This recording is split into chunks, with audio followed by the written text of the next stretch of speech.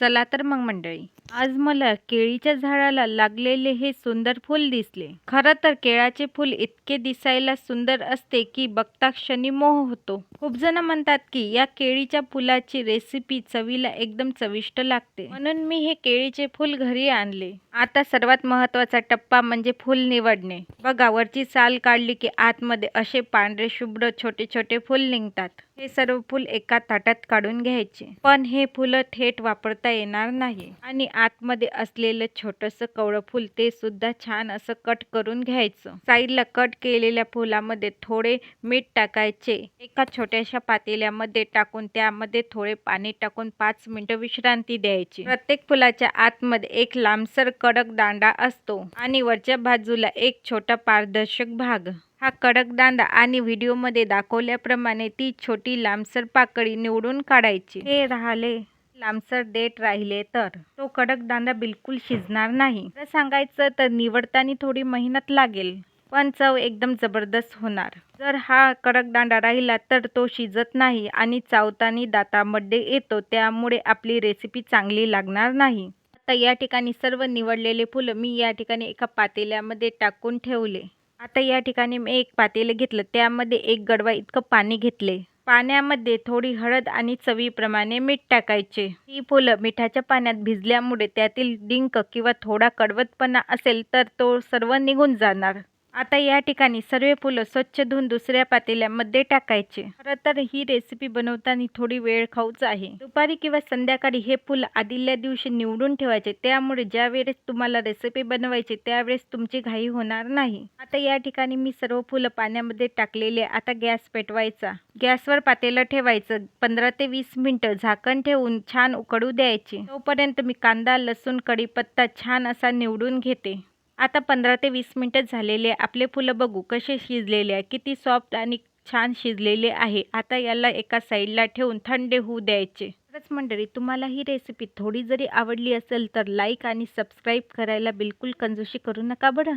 आता यातील पाणी सुद्धा चाळणीने छान गाळून घ्यायचे आणि हे सर्व निघालेले पाणी फेकून द्यायचे. या पाण्यामध्ये थोडा कडसरपणा असतो, त्यामुळे हे पाणी फेकून द्यायचे. केळ फुलामध्ये लोह आणि आयरन असते. त्याची कमतरता आहे किंवा हिमोग्लोबिन कमी आहे, त्यासाठी ही भाजी वरदान आहे. ही भाजी नियमित खाल्ल्यामुळे रक्तातील तांबड्या पेशी वाढण्यास मदत होतात. पुन्हा थंड पाण्यात टाकलेले आहे. दोन्ही हाताने प्रेस करून सर्व पाणी पिळून काढायचं. त्यामुळे भाजीचा उरला सुरला तुरटपणा सर्व निघून जाणार. आता चला मुख्य फोडणीला सुरुवात करूया. कढईत 2 चम्मच तेल कडकडीत गरम झालं की त्यात जिरे आणि मोहरीची फोडणी द्यायची. सोबत फ्रेश कढीपत्ता. मंद आचेवर कढीपत्ता कुरकुरीत होऊ द्यायचा. सोबत बारीक चिरलेला कांदा टाकायचा. कांदा छान गुलाबी होईपर्यंत परतत राहायचा. खरंच मंडळी, तुम्हाला ही रेसिपी कशी वाटली कमेंटमध्ये नक्की सांगा. कांदा गुलाबी झाल्यानंतर त्यात लसूण अद्रक पेस्ट टाकून छान असं परतून घ्यायचं. महिलाच्या अनेक समस्यावर केळ फूल खूप गुणकारी आहे. आपापल्या आवडीनुसार चटणी, मीठ, हळद टाकायची. केळ फुलामध्ये फायबर खूप मोठ्या प्रमाणात आहे. केळ फुलाचं सेवन केल्यामुळे पोट साफ होण्यास मदत होते आणि बद्धकोष्ठतेचा त्रास कमी होते. तसेच हे खाल्ल्याने पोट बराच वेळ भरलेले वाटते.